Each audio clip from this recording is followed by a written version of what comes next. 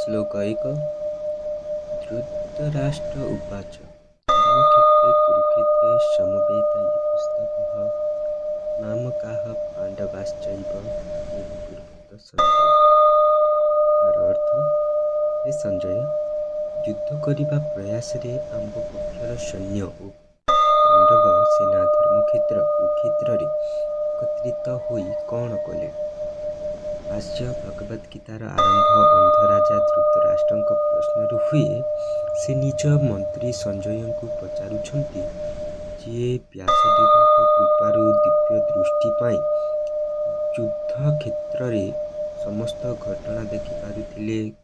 ଧୃତରାଷ୍ଟ୍ରଙ୍କ ପ୍ରଶ୍ନରେ ତାଙ୍କର ଆଶଙ୍କା ଓ ପକ୍ଷପାତ ସ୍ପଷ୍ଟ ଜଣାପଡ଼େ। ସେ କୁରୁକ୍ଷେତ୍ରକୁ ଧର୍ମକ୍ଷେତ୍ର, ଧର୍ମର ଭୂମି କହିବା ସତ୍ତ୍ୱେ ତାଙ୍କ ମନରେ ଅଧର୍ମର ପକ୍ଷ ନେଇଥିବା ନିଜ ପୁତ୍ରମାନଙ୍କ ବିଜୟର ଲାଲସା ଥାଏ।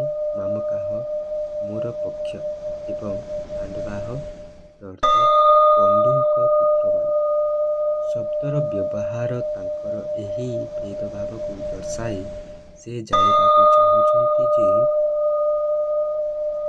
ସେହି ପବିତ୍ର ଭୂମିରେ ଏକତ୍ରିତ ହୋଇଥିବା ତାଙ୍କ ପୁତ୍ର ଏବଂ ପାଣ୍ଡବମାନେ ବାସ୍ତବରେ କ'ଣ କଲେ, କାରଣ ଧର୍ମକ୍ଷେତ୍ରର ପ୍ରଭାବରେ କାଳେ ତାଙ୍କ